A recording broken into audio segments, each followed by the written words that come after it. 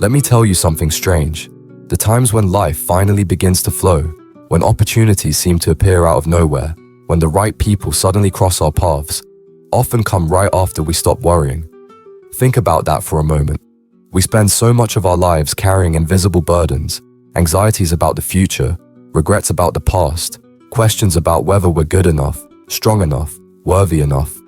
And yet, Michel de Montaigne, the great French philosopher of the 16th century, whispered a timeless truth. When you let go of worry, when you release that heavy grip on every single outcome, life itself begins to unfold in ways you could never have scripted. But why is this so? Why does worry keep us trapped? And why does letting go open the doors to possibility?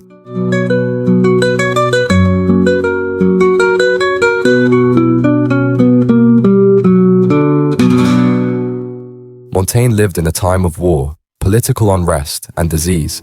He knew instability, and yet, in the quiet of his personal library, he reflected on human nature with unmatched honesty. He wasn't writing to impress or to sound perfect. He wrote about his own flaws, his fears, his worries. And through that raw self-reflection, he discovered that much of human suffering comes not from reality itself, but from the thoughts we endlessly rehearse in our minds. Pause here and ask yourself, how many of your worst fears have actually happened? And of the ones that did, how many were truly as devastating as you imagined? Chances are, your mind magnified them, replayed them, and built them into monsters that never quite appeared in the way you expected. That is the nature of worry. It's a tax on tomorrow that you pay today. And here's where Montaigne's insight begins to feel like freedom. He observed that when we loosen our grip, when we stop micromanaging life with constant anxiety, something interesting happens.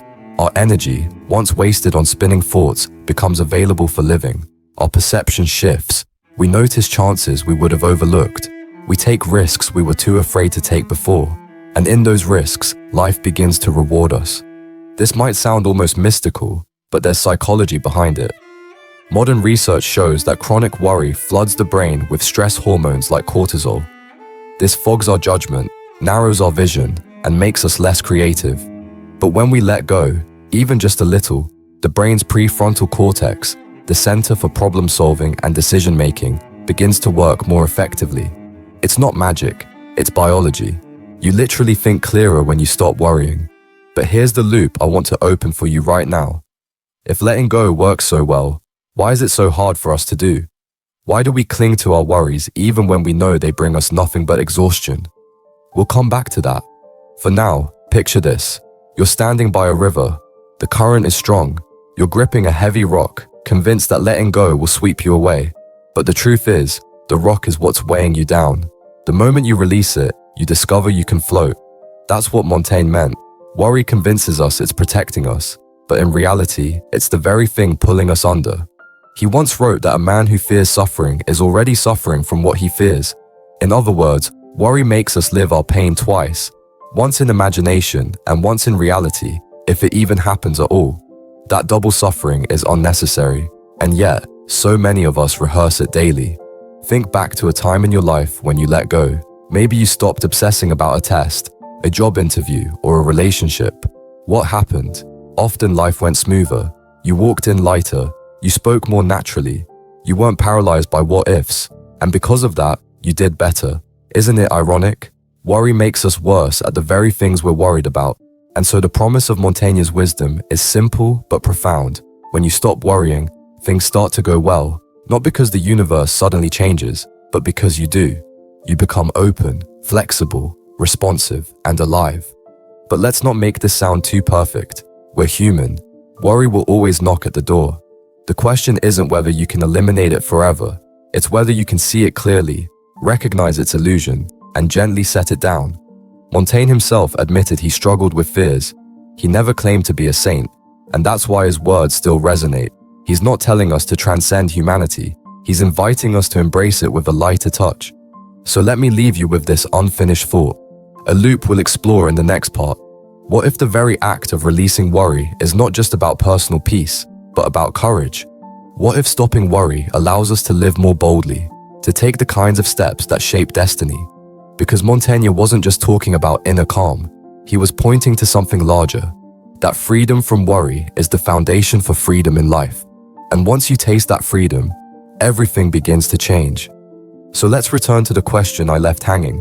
What if releasing worry isn't just about peace, but about courage? Think about it. When you're caught in the spiral of what if this goes wrong, you hesitate, you hold back, you avoid risk. But the moment you let go of that fear, the moment you stop worrying about every possible failure, something shifts. You step forward, you take the leap, and life has a way of rewarding those leaps. Montaigne's life itself was proof of this. He lived during the French wars of religion, a time when violence was everywhere, when survival was uncertain. Yet instead of hiding away in endless anxiety, he chose to retreat to his tower and write his essays. He didn't know if anyone would care. He didn't know if his reflections would survive the chaos of his world, but he wrote anyway. Why? Because he stopped worrying about whether it would be perfect or whether the world would embrace him. He simply followed his curiosity, his truth, and centuries later, we're still reading his words. That's the quiet power of letting go. Modern psychology echoes this. Studies in behavioral science show that excessive worry paralyzes us. It's called analysis paralysis. You become so trapped in predicting every outcome that you never act. But here's the paradox. Action itself is what resolves worry. Taking the step, however imperfect, gives you feedback, progress, momentum. And once momentum builds, fear starts to fade. Montaigne understood this long before science confirmed it.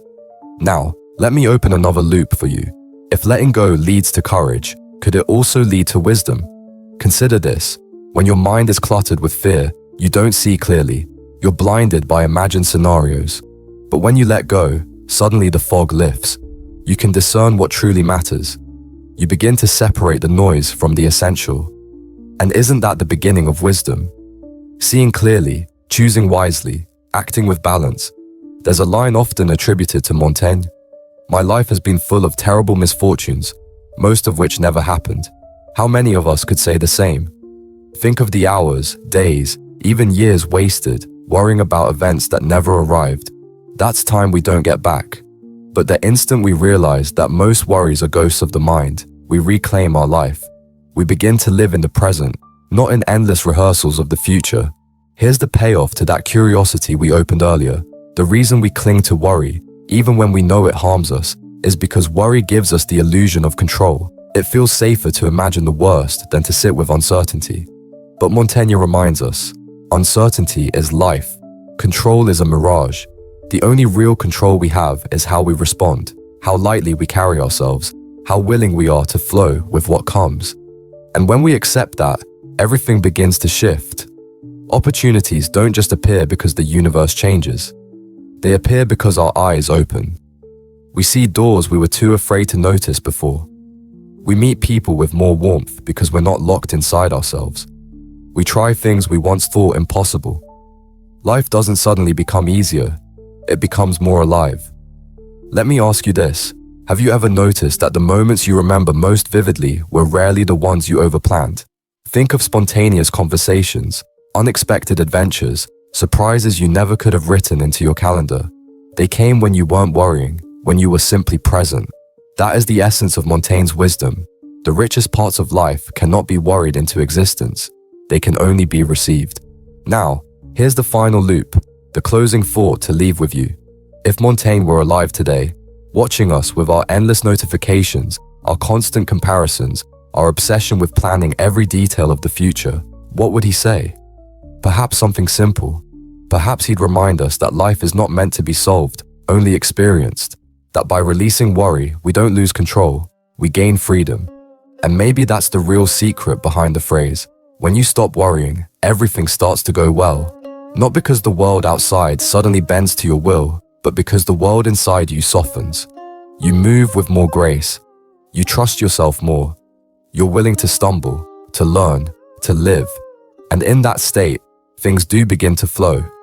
Not perfectly, not without challenges, but with a rhythm that feels more human, more authentic, more alive. So here's the invitation, the challenge. The next time worry rises, because it will, pause. Notice it. Ask yourself, is this fear protecting me, Or is it weighing me down like that heavy rock in the river? And if it's the rock, dare to let it go. Float a little, trust the current, and see where it takes you. Because Montaigne's lesson isn't just philosophy, it's a way of living, a way of remembering that our minds are often the biggest obstacles we face, and when we learn to step aside, even for a moment, life has a way of surprising us. When you stop worrying, you don't just find peace, you find courage, you find wisdom, and most of all, you find yourself.